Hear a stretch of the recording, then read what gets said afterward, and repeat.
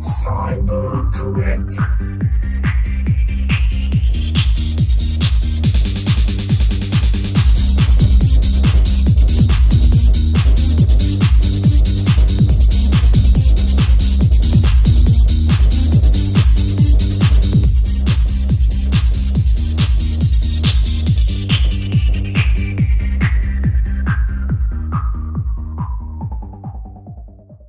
Salut tout le monde, ici Cybertrek.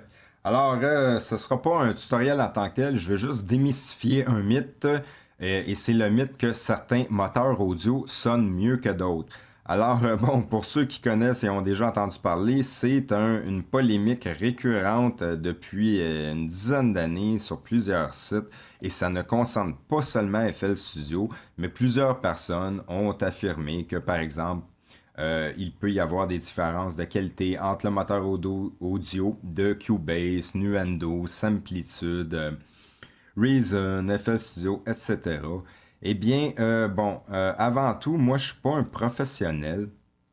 Je ne suis qu'un amateur comme vous tous, alors mon opinion n'engage que moi, mais ce que je peux vous dire, ce que moi j'en pense, c'est que depuis plus d'une dizaine d'années maintenant, depuis 1997, que j'ai observé plusieurs tests qui ont été faits sur différents sites, et là je vais vous montrer, j'ai gardé 3 petits extraits, mais j'en ai vu au moins une dizaine, et même à l'époque sur le site de Fruity Club, lorsque je participais sur le site, pour en avoir le cœur net, nous avons été environ une dizaine d'utilisateurs à faire des tests à l'aveugle, c'est-à-dire qu'on a ouvert un générateur de son, un synthétiseur, et on a ouvert une mélodie dans, par exemple, FL Studio. Le même synthétiseur, on a ouvert dans Cubase, dans d'autres logiciels. Et seulement que faire jouer la mélodie et faire un bounce, un mixdown, sans appliquer absolument aucun effet. Et ensuite, nous avons fait un test à l'aveugle, c'est-à-dire que chacun envoyait ses fichiers sans mentionner avec quel logiciel il avait réalisé le mixdown.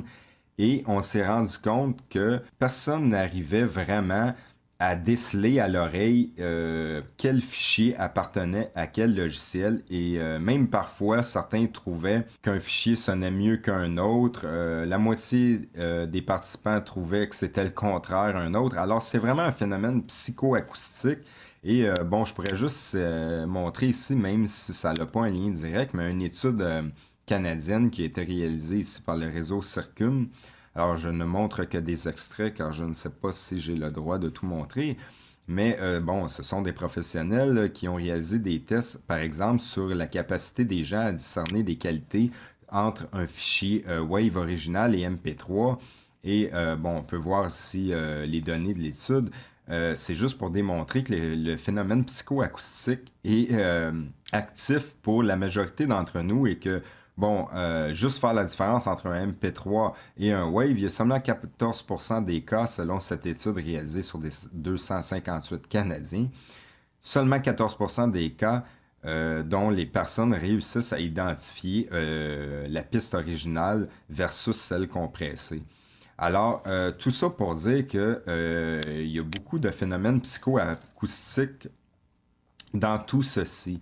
Et par exemple, si on prend certaines études, parmi les plus connues, une étude ici qui était en anglais, par exemple, que l'étude avait testé les différences de qualité entre les logiciels qu'on voit ici. Alors bon, bien que ça date de quelques années et que la version de FL Studio était la 4e à l'époque, on voit que Fruity Loops, en mode non real-time, c'est-à-dire en mixdown, là, pas en temps réel, car le son est, pour être parfait, il faut faire un mixdown, un bounce, car en temps réel, parfois, on peut avoir des problèmes de latence, des clips, etc. Eh bien, Fruity Loops se classait 2e parmi tous ces logiciels. On peut voir aussi ça ici. Sonic Syndicate, Orion Platinum, Propeled Reason qu'on connaît bien, Steinberg Alien. Et voilà, c'est juste pour dire que c'est vraiment une légende urbaine. Il y a plusieurs personnes, surtout lorsqu'on débute avec les logiciels, on ne se rend pas compte. Des fois, c'est la latence qui crée des clips. Des fois, c'est parce qu'on utilise mal des plugins, des VST. Il y a aussi des plugins qui sont de moindre qualité, des EQ qui sont de moindre qualité, ce qui peut donner l'impression que certains logiciels sonnent mieux. Et bon, bien sûr, ça dépend aussi du système d'écoute sur lequel on écoute tout ça, que ce soit nos moniteurs de studio, des enceintes multimédia. Bon, là, c'est sûr qu'on peut se dire que si on compare deux, trois logiciels, ben, on le compare avec le même système à la maison, alors il ne devrait pas avoir de différence. Mais moi, mon opinion, avec tout ce que j'ai testé, je dois avoir au moins observé une dizaine d'études de ce type, et pas seulement par des amateurs comme nous à la maison, mais certaines par des professionnels.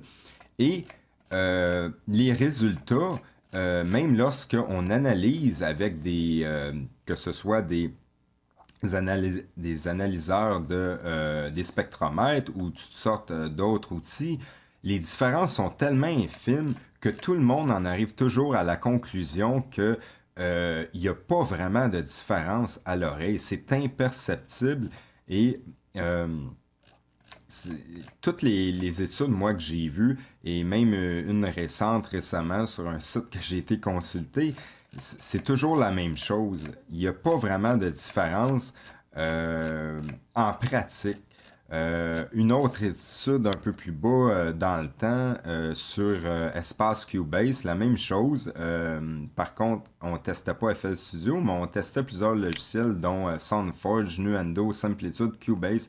Et bon, bien que certains fichiers ont quelques petites différences dans les spectromètres, à l'écoute, à l'aveugle, personne n'arrive vraiment à faire la différence. Alors, tout comme ici, et on peut aller vérifier, le sujet existe encore, c'est tiré de Audio Fanzine. Ici, sur une discussion, si vous voulez aller voir, c'est une technicienne de son professionnelle. Je me souviens, j'avais gardé la conversation exprès, qui travaille sur Pro Tools dans son milieu de travail et sur des systèmes Pyramix professionnels et qui dit qu'elle, à la maison, elle s'amuse avec FL Studio.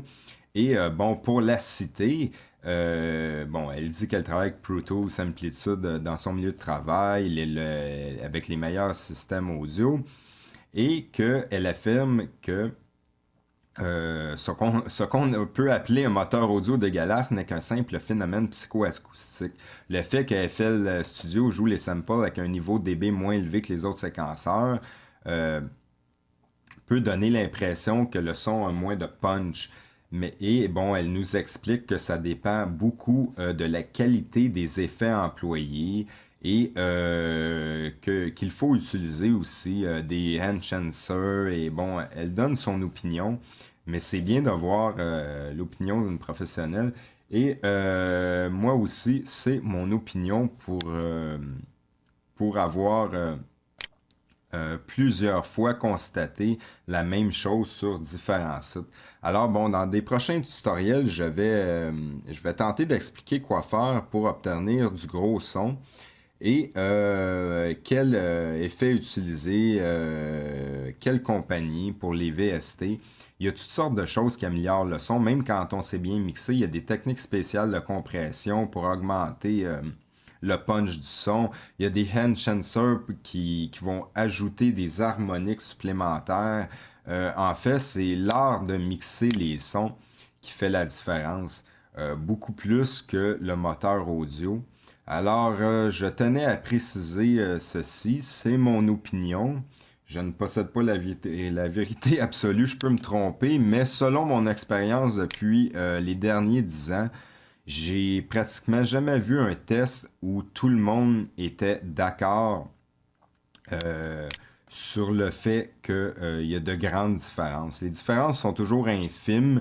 On en constate de toutes petites à l'aide des analyseurs, des spectromètres. Mais à l'oreille, finalement, il n'y a jamais personne à l'aveugle qui est capable d'arriver à savoir à tout coup quel fichier provient de quel logiciel. Alors, c'est mon opinion.